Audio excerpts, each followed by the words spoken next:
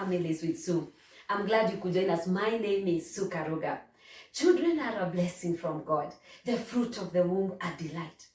But parenting is undoubtedly one of the most interesting but still very challenging jobs you'll ever have to do.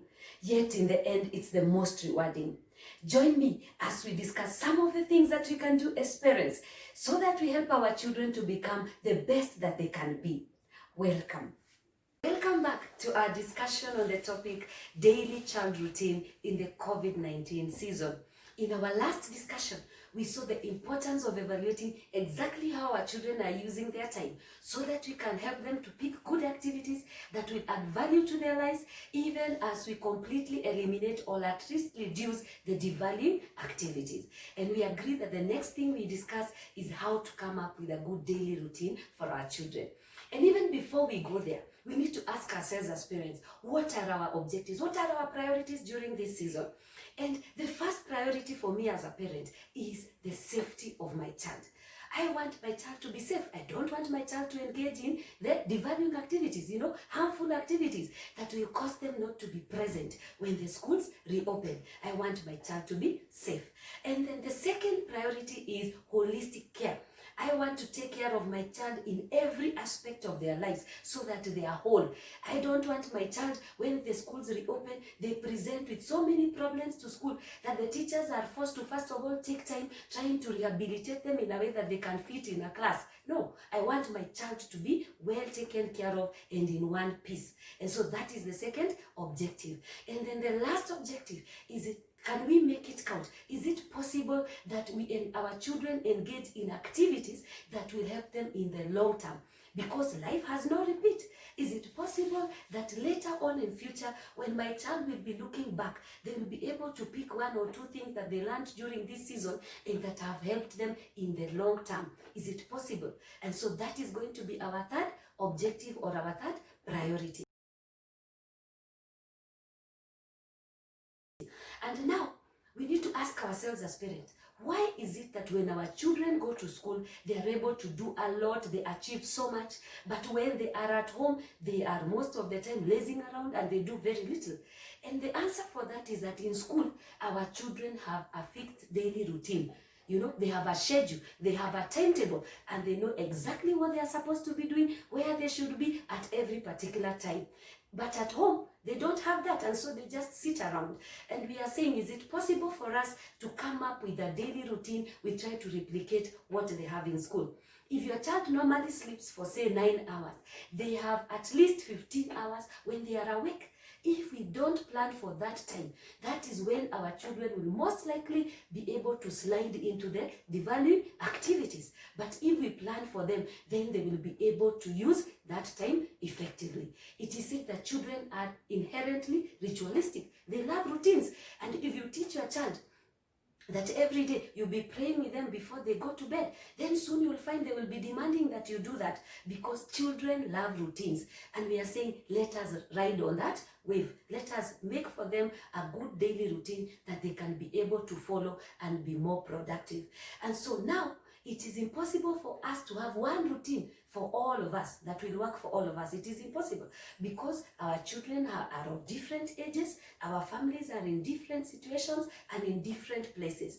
But it is possible for us to discuss the most important aspects that should feature in a good daily routine, and that's what we are going to do. And today we are only going to highlight those important aspects, and then maybe in future we can be able to discuss them in details. And so now our first important aspect is this one here, the knowledge aspect. When our children are young, all their needs are being taken care of by their parents, and they have very few responsibilities, and so they can be able to learn a lot. And we should use this opportune time to make sure they gain a lot of knowledge. Some schools have made plans for the kids to learn, but even if yours, they don't have any classes, it is possible for them to sit down with their books and revise and master their content. It is possible for them to do that during this season. And then we are also saying, can they acquire wide knowledge, a lot of information? So let them read a lot lot of different other books. Let them read storybooks. Let them acquire a lot of knowledge during this season, and that will help them in their life. A good education is good because knowledge is power. And then after that, let us go to the next important aspect, and that is the skills. During this time, when our children are at home, is it possible for them to acquire skills that will help them in the long term, in life? Is it possible? And here we are talking about things like playing a musical instrument, things like self-defense, or they gain some farming skills, some entrepreneurial skills, or maybe some craft, some woodwork, some tailoring, or maybe, crocheting or knitting. Is it possible for our children to gain these kind of skills? These are skills that are going to add value in their lives. They will help them in the long term. And we are also saying something else. Let these two go together. The knowledge and the skills. Let them go together. Let us not have one without the other. As some people are telling us, education is not important. No, education is important. We are saying, let us have these two go together. We do not want a child who has a lot of skills, but they are stupid. That is not good. But at the same time, we do not want a child who has a lot of head knowledge, but then they have zero skills. We don't want that. So these two can go together. They don't have to be exclusive. They are independent. Each one of them is equally important. So let our children gain knowledge, but let them also gain skills. And when it comes to skills, it will depend on our family, because it can be 1 hour, it can be 2 hours. It just depends on your family. And then we go to the third important aspect. This is the personal duties, the PDs. We are saying we want our children to grow up to be independent, to be able to take care of themselves.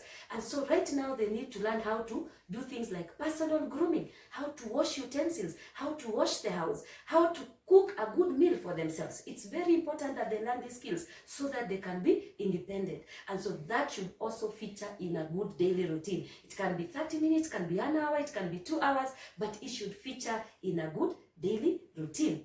And then now we go to our third aspect, and this one here is the PE, the physical activities or physical exercises. We are saying our children are growing up and they need a lot of exercises so that their bones can develop properly. Let them go outside under the sun, let them jump up and down, let them do skipping and jogging so that their bones will be strong. And then closely related to this is this one here, which is now the meals.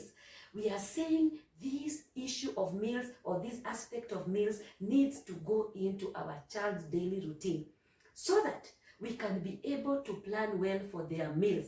We don't want our children eating a lot of junk. And when we fail to plan for their meals, they tend to eat a lot of junk.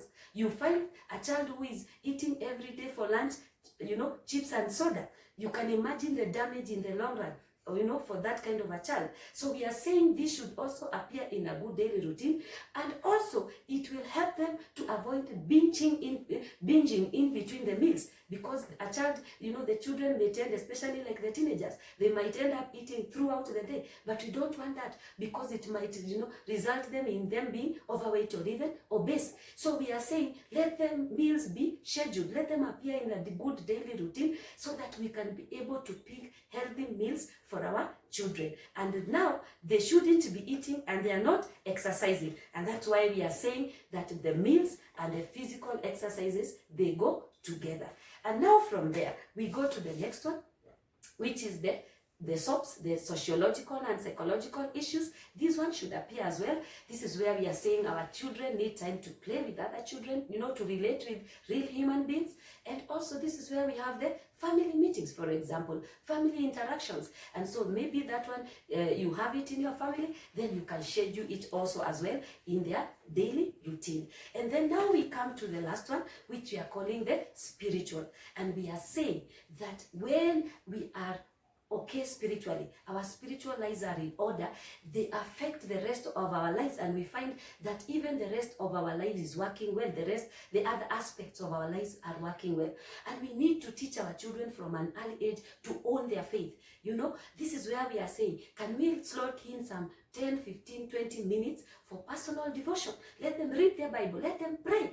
Let them, write down their thoughts, journaling. Let them do meditation. It is good for them so that they will learn to own their faith and to pray and seek God for themselves. And this is very important as well. And so that should also appear in a good daily routine. And so in conclusion, we can summarize all those aspects here. This is what we have discussed. We have just discussed the very important aspects that we have in our daily, that should feature in our daily routine. And so with this, now it's up to you now as the parent to sit back and come up with a good daily routine that will work for your child. And then after that, next time, we are going to be discussing how to implement the routine that we have come up with. And feel free to share in the comment segment in case maybe there is another aspect that we have not discussed and that you feel is important. But for now, from me, it is bye-bye and God bless you. Thank you very much.